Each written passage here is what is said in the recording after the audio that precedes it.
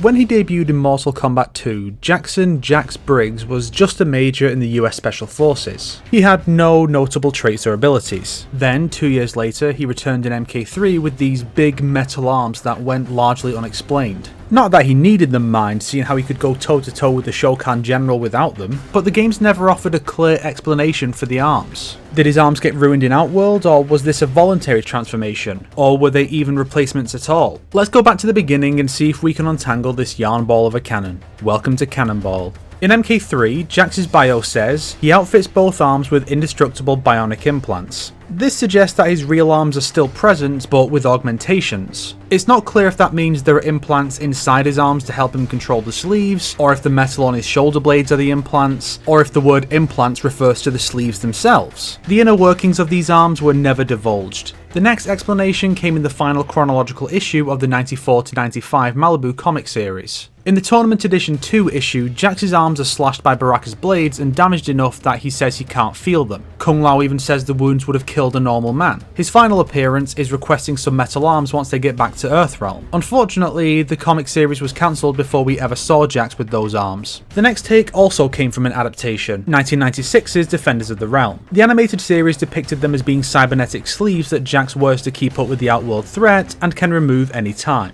MK Annihilation the following year approached the matter the same way, with both adaptations making Jax's arc one of rediscovering his self-confidence and learning not to rely too much on the technology. I wonder how they would have explained him having them back for MK Devastation. Supposedly, we were supposed to get something of an expanded explanation in the original version of 2000's MK Special Forces before half the team left and the game was hastily reworked. The story goes that the game was supposed to be a prequel that would lead into MK1, with Jax testing out prototype cybernetic sleeves for the SF, which he would then stop using by MK2, only to pick them up again in MK3. This seems to be supported by Jax's infamous hip-hop gangster costume from the 3D era having his arms appear natural, regardless of them still using the metallic sound effects.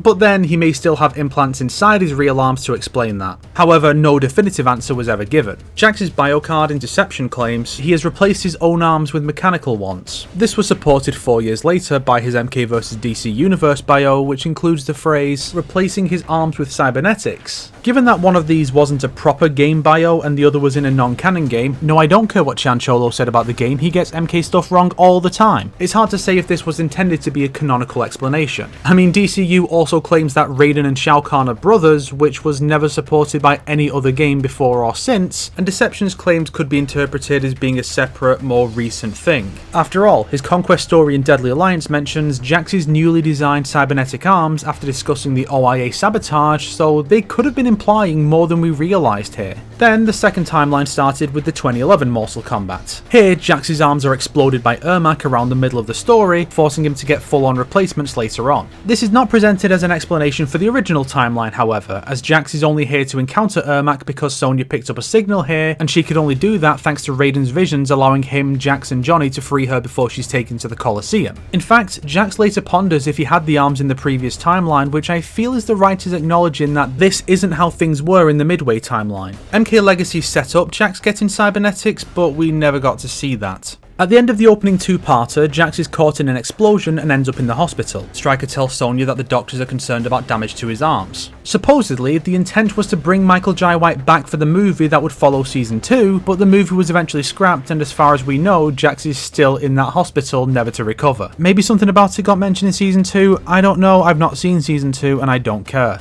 And besides, it's not like he needs the cybernetics given how literally insanely powerful his punches were shown to be. Scorpion's Revenge released in 2020 with its own take on the idea. Jax is captured and used to showcase Goro's might on the tournament's opening night, ripping them clean out of their sockets. Jax remains literally disarmed for the remainder of the runtime, set up to get cybernetic replacements in the sequel. No, I don't know why his stumps have JoJo sensor shadows instead of cauterized flesh. And finally, we have the upcoming live-action movie releasing in 2021. This is arguably a spoiler, but they showed it in the Red Band trailer, so I have no issue discussing it. If you consider this a spoiler, then piss off. Sub-Zero freezes and shatters Jax's arms while pursuing the heroes in Earthrealm. Jax then gets cybernetic replacements in the same movie so he can fight a man who is probably Reiko.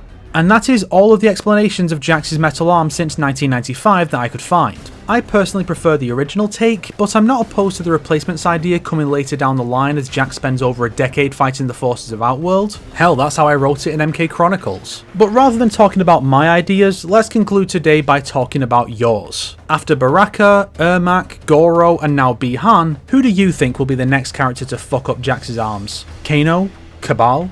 Tremor? Cole Young? My money's on Mila Jovovich, interdimensional character assassinator. If you liked this video, why not subscribe and support me on Patreon like these fine people here? If not, then make sure to share it with your enemies so they can suffer along with you. Today, I'm not going to shill anything but my non-MK content. WB's making all the money on my MK 2021 trailer reaction, and I'd appreciate the views on those videos that generally don't perform as well as MK stuff.